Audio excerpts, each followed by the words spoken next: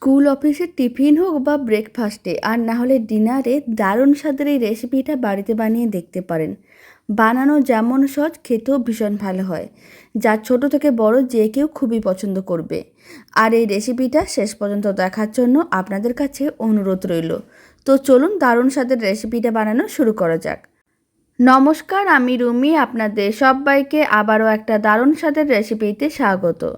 প্রথমে একটা বড় সাইজের মিক্সিং বোল নিয়েছি, তার মধ্যে দিয়ে দিলাম মেজারিং কাপের 1 কাপ ময়দা। এখানে 200 গ্রাম ময়দা আছে। এবার যতটা ময়দা নিয়েছিলাম ঠিক সেই কাপের 1 কাপ জল দিয়ে দিলাম, 200 ml জল দিয়ে দিলাম।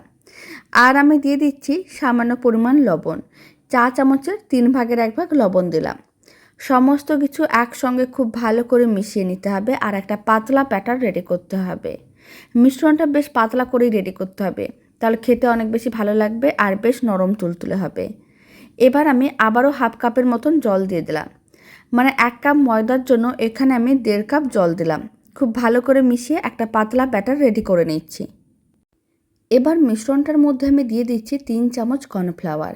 যেহেতু মিশ্রণটা বেশ পাতলা করে রেডি করছি, তাই এইভাবে যদি একটু কর্নফ্লাওয়ার দিয়ে ব্যাটারটা রেডি করা যায়, তাহলে আর মিশ্রণটা ফ্রাইং প্যান বা তাওয়ার নিচে আটকে যাবে না, আর বেশ পাতলা হয়ে রেডি হবে, খেতেও ভালো লাগবে।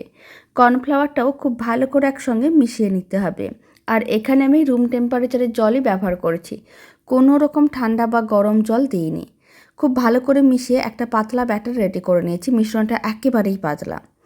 এবার আমি মিশ্রণটার মধ্যে দিয়ে দিচ্ছি বেশ কিছুটা পরিমাণ কুচনো ধনেপাতা। এবার ধনেপাতাটাও খুব ভালো করে মিশিয়ে নিতে হবে। ধনেপাতা দেওয়ার জন্য কালারটা খুবই ভালো আসবে, দেখতেও ভালো লাগবে, খেতেও ভালো লাগবে। তবে আপনারা চাইলে দিতেও পারেন, নাও দিতে পারেন। মিশ্রণটাকে এক সাইডে রেখে দিচ্ছি। এদিকে একটা কড়াইকে গ্যাসের ওভেনের উপরে বসিয়ে দিলাম। কড়াইয়ের মধ্যে 1 চামচ সাদা তেল দিয়ে দিলাম। তেলটা ভালো করে গরম করে নিতে হবে। তারপর তেলের মধ্যে দিয়ে দিলাম একটা কুচনো পেঁয়াজ। আর আমি দিয়ে দিচ্ছি 1 চামচ আদা রসুন বাটা। আর আমি দিয়ে দিচ্ছি সামান্য পরিমাণ লবণ, চা চামচের 1/2 চামচের মতন। আর হলুদ গুঁড়ো দিয়ে দিচ্ছি চা চামচের 3 ভাগের 1 ভাগ হলুদ গুঁড়ো। লঙ্কার গুঁড়ো দিয়ে দিচ্ছি চা চামচের 3 ভাগের 1 ভাগ। এবার আমি এর মধ্যে দিয়ে দিচ্ছি কুচনো কাঁচা লঙ্কা। ঝালটা আপনারা কম বেশি করতে পারেন। একটা লঙ্কাকে এইভাবে হাফ করে কেটে তারপর ছোটো ছোটো টুকরো করে কেটে নিয়েছিলাম, সেই কুচনো কাঁচা লঙ্কাটাও দিয়ে দিলাম। সমস্ত মশলাগুলো একসঙ্গে ভালো করে মিশিয়ে নিতে হবে। তারপর মশলাটাকে নাড়াচাড়া করে ভেজে নিতে হবে।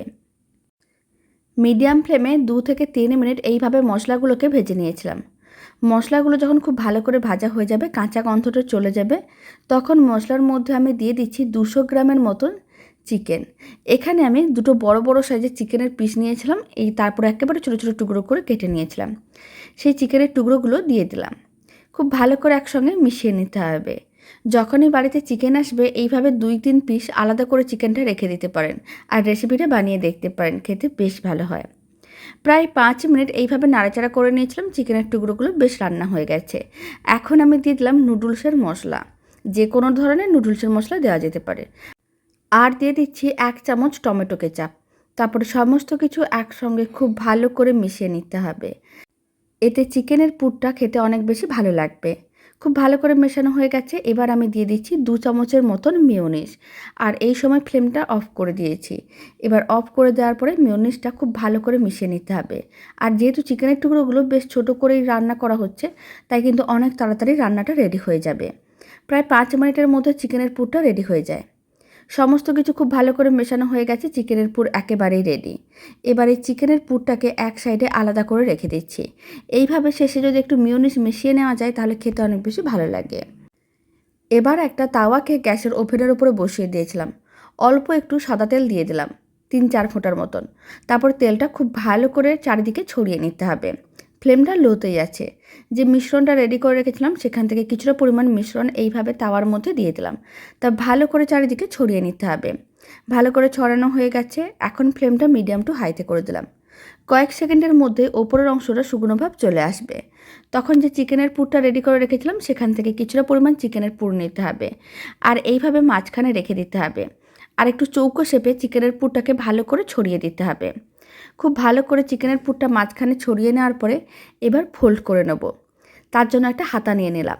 হাতাটা দিয়ে এইভাবে সাইডগুলো আলাদা করে দেখে নিতে হবে। যদি ফ্রাইং প্যান বা তাওয়ার থেকে আলাদা হয়ে যাচ্ছে তখনই কিন্তু এইভাবে একটা সাইড ফোল্ড করে নিতে হবে। আর ওই সাইডের উল্টো দিকটাকেও একইভাবে ফোল্ড করে নিলাম।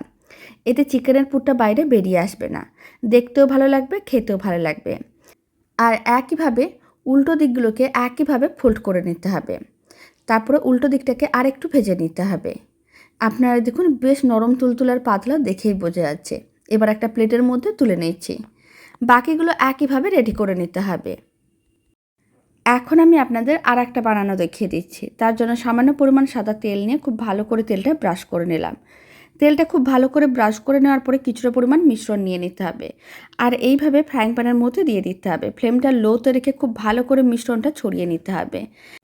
আর ভালো করে মিশ্রণটা ছড়ানো হয়ে গেলে কিছুক্ষণ অপেক্ষা করতে হবে, যতক্ষণ না মিশ্রণের ওপরের অংশটা শুকনো ভাব আসছে। যখন শুকনো ভাব চলে আসবে তখন কিছুটা পরিমাণ চিকেনের পুর নিতে হবে। আর চিকেনের পুরটা মাঝখানে এইভাবে রেখে দিতে হবে।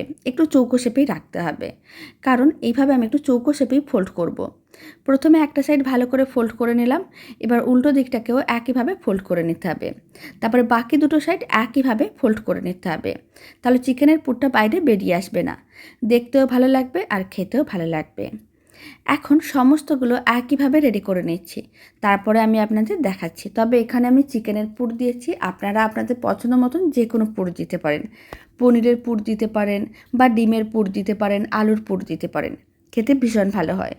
সমস্তগুলো একইভাবে রেডি করে নিয়েছিলাম। এবার একটা প্লেটের মধ্যে সার্ভ করে নিলাম। দারুণ স্বাদের রেসিপিটা শেষ পর্যন্ত দেখার জন্য অসংখ্য ধন্যবাদ। আর বাড়িতে বানালে কমেন্ট বক্সে জানাতে একেবারেই ভুলবেন না খেয়ে কেমন লাগলো। রেসিপিটা ভালো লেগে থাকলে আপনারা যদি ফেসবুক থেকে রেসিপিটা দেখছেন, পেজটিকে ফলো করে নেওয়ার অনুরোধ রইল। ইউটিউব থেকে দেখলে চ্যানেলটি সাবস্ক্রাইব করে নেওয়ার অনুরোধ রইল। পাশে থাকা বেল আইকনটি প্রেস করে নেবেন নতুন রেসিপির আপডেট সবার আগে পাওয়ার জন্য। তো চলুন ভিডিওটা আমি এখানে শেষ করছি। আপনারা সবাই ভালো থাকবেন, সুস্থ থাকবেন। আপনাদের সঙ্গে আবার নতুন রেসিপি নিয়ে দেখা হচ্ছে।